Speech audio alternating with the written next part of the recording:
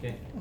Ya, Bapak menanggapi yang semalam lagi ramai terkait Bang Sunan dan Bang Biring yang ada kegaduhan itu, yang mana Bang Sunan ini kan sudah melaporkan adanya dugaan penyerangan atau pengeroyokan. Bapak menanggapinya melihat antar lawyer ini saling serang seperti apa sih, Pak? Baik, terima kasih. Assalamualaikum warahmatullahi wabarakatuh. Selamat siang dan salam sejahtera untuk kita semua. Di media ini ngejar, padahal saya baru pulang dari Bali. Tapi karena saya menghargai kalian, saya terima kalian di sini. Berapa? 7 media nih ya. Gila bener Bang. Jadi gini ya. Peristiwa kemarin tuh sudah saya ikuti. Saya pribadi sangat menyesalkan peristiwa itu. Ingat loh, yang bertikai, yang menunjukkan justru menurunkan wibawa dan reputasi daripada kepengacaraan lawyer itu ya justru mereka sendiri. Katanya orang intelek, tapi kok caranya cara barbar, cara preman. Kalau mau debat intelek aja. Tapi jangan seperti kayak gitu. Saya lihat situasional tuh. Ini namanya ada sebab, ada akibat, kan gitu. Siapapun yang ada di sekitar itu, kenapa didatengin kalau akan menimbulkan masalah? Bukan berarti kita dianggap jantan. Tapi kita meminimize supaya jangan terjadi persoalan baru. Ini saya katakan tuh, mengalah untuk menang tuh kan nggak salah. Jangan menunjukkan, gue loh, gue kesatria nih. Gue nggak takut, nggak usah lah, sudahlah. Untuk apa kayak gitu. Nah, akibatnya terjadi seperti ini. Nah, sadar nggak kedua belah pihak ini bahwa justru menjatuhkan marwahmu, wibawamu, kau menyandang profesi lawyers yang dikatakan mengerti dan taat hukum. Tapi kau sudah justru menabrak barikade hukum itu sendiri. Dan kalian pertontonkan peristiwa yang tidak mengenakan ini. Peristiwa yang justru merusak reputasi daripada lawyers. Itu yang sangat saya sayangkan. Gitu loh kira-kira ya. Tapi Pak, bisa dibilang kok sebelum adanya kisru tersebut kan sempat diadakannya debat ya Pak untuk menyelesaikan ini semua, tapi malah berakhir kericuhan. Kan saya bilang debat intelek itu ya sah saja, namanya juga arena diundang itu kan untuk memberikan argumentasi tentang apa yang dia ketahui tentang suatu pokok masalah. Tapi kan menggunakan otak, bukan menggunakan otot.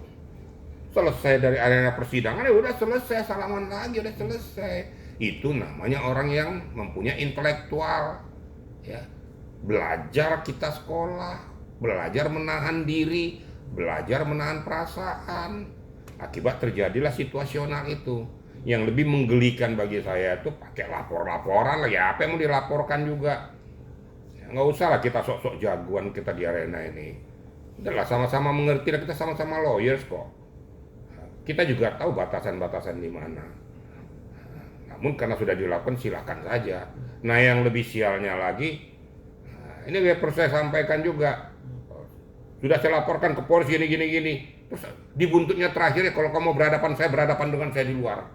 Kita lihat siapa yang lebih laki-laki. Loh, ini kan berarti kontraproduktif dong dengan apa yang dia laporkan. Kemudian dia menunjukkan kejagoannya. Itu perilaku lawyers nggak itu? Lawyer tuh pakai otak, bukan pakai otot. Itu loh, pakai otot di ring tinju, bukan di situ. Saya tahu situasional tuh apa penyebabnya, bagaimana permasalahannya.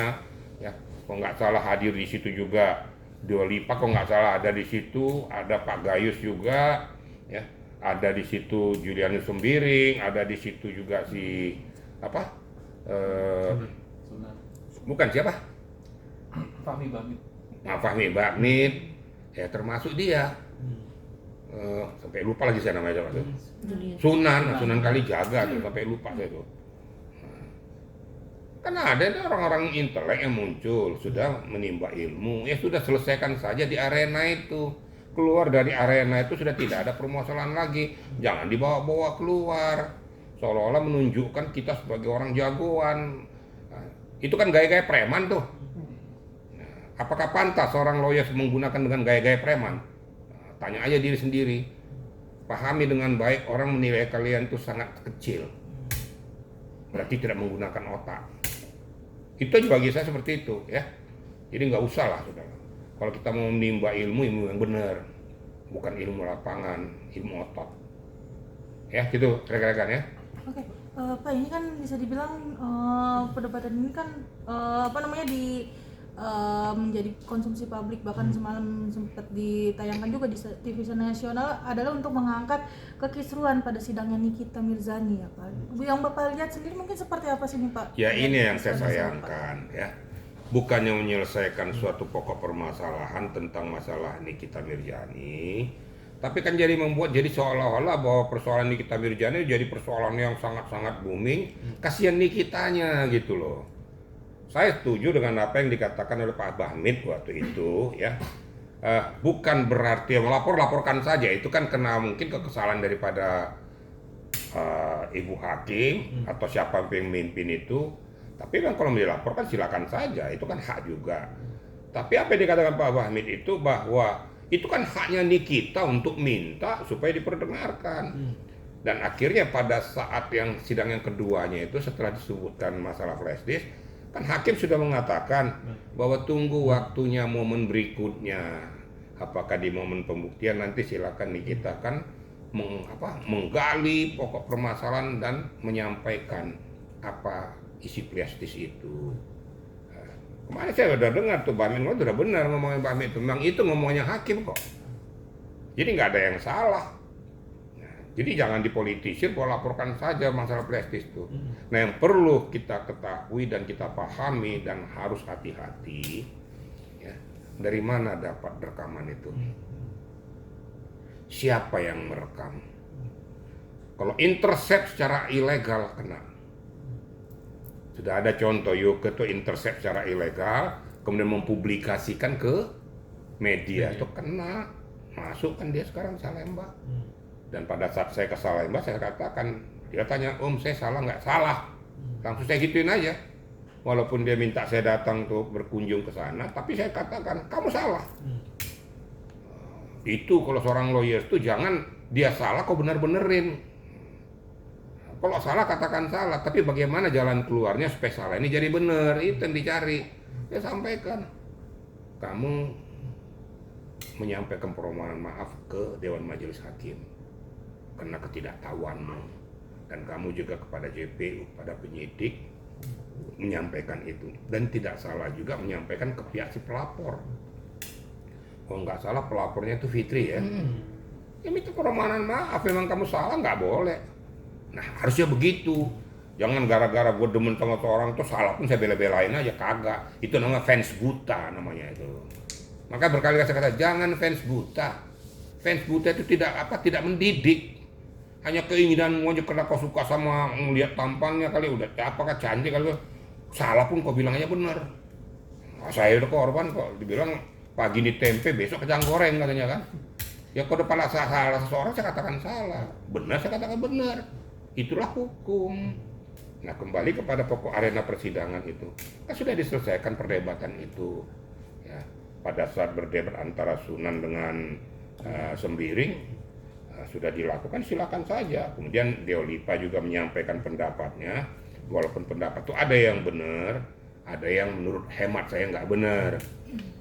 Yang nggak benar saya katakan namanya JPU, ya, tetap bukan berpihak kepada korban, berpihak kepada kebenaran. Pak Gayus betul itu, berpihak kepada kebenaran. Belum tentu bahwanya si pelapor itu benar semua apa yang disampaikannya, dan ada loh JPU minta supaya divonis bebas, ada loh, karena tidak sesuai dengan fakta. Itu yang saya katakan, JPU yang independen dia berpihak pada kebenaran. Jadi salah kalau dibilang tuh untuk menuntut itu dua macam, menuntut sesuai dengan akidah hukum, sesuai dengan perbuatannya, sesuai dengan apa hasil BHP dan benar faktanya. Satu yang menuntut bahwa menurut analisa daripada JPU ini kayaknya nggak cocok, nggak ini. Akhirnya dilakukanlah menuntut supaya dituntut bebas. Nah, jadi jangan salah gitu loh. Tapi yang kedua yang disampaikan oleh Deol itu betul. Yang satu itu saya koreksi. Nggak benar, apa yang dikatakan Pak Gayus benar. Nah satu yang dikatakan Pak Gayus ini, ya mohon maaf ya, walaupun beliau profesor kan beliau kan bicara tentang masalah kerangka teoritis, tapi tidak pernah berbicara bagaimana situasi kondisi daripada praktisi di lapangan, pelaku lapangan kan gitu. Jadi katakan bahwa tidak ada ketentuan peraturan yang mengatur itu tentang masalah penggunaan rompi tahanan dan penggunaan borgol. Ingat, itu SOP sudah berlaku internasional dan berlaku dan sah secara hukum dan dituangkan juga baik di kejaksaan maupun di kepolisian maupun di KPK. Tujuannya itu tadi, satu untuk supaya jangan melarikan diri, yang kedua supaya jangan mulai perbuatannya atau melukai orang lain, yang ketiga justru takutnya dia melakukan langkah tindakan yang merugikan diri sendiri. Untuk meminimais ini makanya dilakukan itu SOP itu supaya jangan timbul masalah baru. Kalau masalah rompi itu untuk membedakan dia dengan orang lain, orang umum. Kemudian ini tahanan daripada kejaksaan bentuknya seperti ini. Untuk sekarang kejaksaan nih, ini tahanan daripada kepolisian, ini tahanan KPK. Nah, dengan umum kan berbeda deh. Nah, berarti dia memang statusnya sebagai tahanan. Jadi itu SOP berlaku sah. Nah, jadi saya luruskan aja. Jadi mana yang benar, mana yang salah gitu. Ya, gitu kira-kira ya. Pak, melihat yang kemarin juga ada perdebatan antara Homi Wahid dengan Juliari sendiri yang mempermasalahkan tentang content of court. Nah, itu pandangan Bapak tentang hal itu seperti apa? Jadi gini, memang itu namanya content of court. Memang undang-undang tentang content of court itu belum ada. Itu kan bahasa Inggris, content of court itu. Kalau di harfiah kan dalam bahasa Indonesia, itu membuat ricuh persidangan, membuat persidangan jadi tidak berjalan dengan sistematis, kemudian merusak marwah, harkat martabat daripada arena sidang pengadilan, ya dikenakan. Dia mencemarkan wibawa daripada pengadilan itu artinya itu. Makanya dikenakanlah undang-undang itu. Memang undang-undang content of court belum diperlakukan, itu diberlakukan di luar negeri, ya. Tapi intinya sama. Jangan gara-gara content of court kan belum ada undang-undangnya. Iya, namanya kan bahasa Inggris tuh. Kita kan orang Indonesia. Harfiah kan dong dengan bahasa Indonesia. Itu loh. Nah, jadi jangan dibalik-balik gitu loh. Jadi peristiwa yang kemarin apapun alasannya, karena membuat gaduhnya persidangan, yang saya sayangkan kan justru pengunjungnya yang merusak sistematis ataupun sistematika yang berlaku di pengadilan itu. Kasihan kan di kitanya. Mungkin di kita pada saat itu ya kena ya, maklum ya, kita sadar juga ya. Saya kalau yang benar saya katakan benar. Saya yakin di kita melakukan tindakan itu karena sudah kegelayutan di kepalanya sudah bertumpuk. Ya. Satu, dia merasa terkebiri sendiri, yang kedua anaknya juga sedang mengalami masalah, yang ketiga anaknya masih kecil dan butuh perlindungan. Seorang ibu ya wajar-wajar saja dengan situasional ini, itu merupakan akumulasi kekecewaan dirinya. Nah, inilah dibutuhkan ya peran aktif daripada kuasa hukum untuk menetralisir, untuk mengguiden, untuk mengademkan situasi, berikan pemahaman-pemahaman, jangan justru ikut ke arena itu. Akhirnya rusak. Berkali-kali saya sudah sampaikan, jangan kau rusak area sidang pengadilan. Nanti yang berlaku nanti mau kau ngomong apapun, mau apa kek, mau nggak jelas kek, mau dendam kek, tapi dia punya hak subjektif. Ketika vonis hakim karena dikatakan situ ada faktor pemberatan, karena membuat sidang berbelit-belit, jadi tidak jelas, akhirnya kena dongkolnya ya dikasihlah vonis maksimal. Kan kasihan. Kemudian JPU, umpamanya contohnya maksimal tuntutannya 15, dikasihnya 15, dia nggak salah kok. Tuntutan maksimal kok. Kan ada yang faktor yang memberatkan, faktor meringankan, kooperatif, adanya suatu komunikasi yang baik pada saat tanya jawab. Perlu saya sampaikan juga masalah JPU di sini. Kan ada yang bilang, kenapa pas ngomong diselah? Ya itu hak JPU. Karena kalau seandainya bicara nanti melebar tidak sesuai dengan konstruksi, harus dicegah. JPU bertanya, saya tidak, tujuannya tidak ke situ. Gitu loh. Nggak ada yang salah apa yang dilakukan JPU untuk menyelah itu. Nah, kalau seandainya keberatan yang ditanya ini, kuasa hukum mengatakan, mohon izin yang mulia, jangan hantam konten ke sini, ke yang mulia, yang mimpin sidang itu. Nanti kan pimpinan sidang akan mengatakan, JPU silakan berikan kesempatan kepada si terdakwa atau saksi untuk melanjutkan keterangannya. Itu kan nanti kan hakim, nggak langsung main hantem aja. Nah, ini saya katakan, kalau saya ngomong apa adanya, saya benar-benar salah-salah gitu loh. Tapi kalau peristiwa yang kemarin itu memang sangat saya sayangkan. Itu kira-kira ya. Pak, terakhir mungkin dari saya tak hanya itu saja.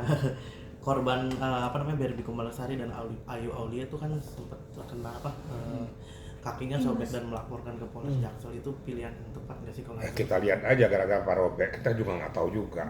Terus siapa yang melakukan itu, kan situasinya kan rame. Apa bisa langsung tohok siapa yang melakukan? Kalau satu gerombolan yang melakukan satu gerombolan itu berdiri di Gebiahuya, kan harus ada siapa pelaku utamanya. Ya kalau kita nggak tahu juga kan susah juga. Ya, kecuali kalau dia memang betul robek kakinya itu dilakukan jelas orangnya, silakan dilaporkan kalau melakukan penganiayaan. Tapi kalau tidak tahu siapa yang mau dilaporkan, terus gimana? Nggak ada tujuannya. Jelas kan? Jelas. Itu kan rame tuh. Hanya yang saya harapkan juga, saya mohonkan dengan sangat juga ke pihak Julianus sendiri, nggak usah bawa-bawa orang lah ke arena sidang. Sudah ada yang mengawal, nggak usah sok-sok dikawal lah. Saya aja jenderal aja nggak dikawal-kawal orang kok. Ya kadang-kadang sombong sekali pengacara ini, sok sepedi dulu, bodyguardnya gede-gede belakang kan. Kenapa nggak sekarang jadi apa, jadi golden guard di sana tuh, di Amerika tuh. Pakai dikawal spesial hebat kan. Justru orang-orang yang dikawal seperti kayak gitu, justru di situ kerdil sebenarnya orangnya. Tidak jantan. Supaya dibilang hebat kan, oh kawal sini. Emang apa rupanya kalau dikawal rupanya? Emang lo bisa bikin apa? Gitu. Yang sialnya yang ngawalin nggak ngerti hukum pula lagi kan, hancur lah kan. Pokoknya kawal supaya hebat saya kan. Oh, kelihatan orang keren kan, padahal kerdil. Saya dulu atau Kapolda saya justru nggak mau dikawal. Ya, itu merupakan SOP ya. Pada saat di wilayah itu kalau kita mau kontrol tuh, itu pakai dikawal tuh.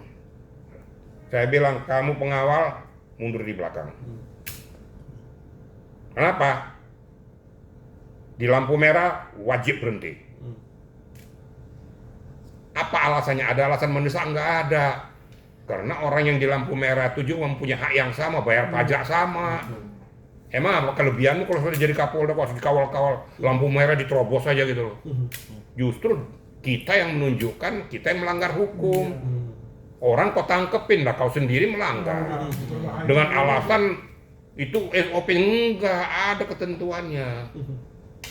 Makanya kalau ada rangkaian itu sudah diberitahukan dulu, sehingga publik tahu. Tapi kalau hanya cuma dikawal aja, ya pejabat-pejabatnya kesusahannya kan di situ. Makanya ada kadang-kadang warga tuh marah, ya wajar-wajar aja. Kenapa ya? Kita sama-sama punya hak yang sama kok di jalan raya kok. Emang apa kelebihan sama-sama bayar pajak kok. Terus kok suruh minggir-minggir orang semua kan. Nah, tapi kecuali dalam hal-hal yang betul-betul khusus, darurat atau hal yang perlu segera kecepatannya, ya silakan lah. Kadang-kadang kan susah kan di situ. Supaya dibilang hebat kan, should be have kan itu. Padahal yang kawal juga nggak ada gunanya juga gitu. Nyampainya gue sama juga nyampainya. Gitu kira-kira ya.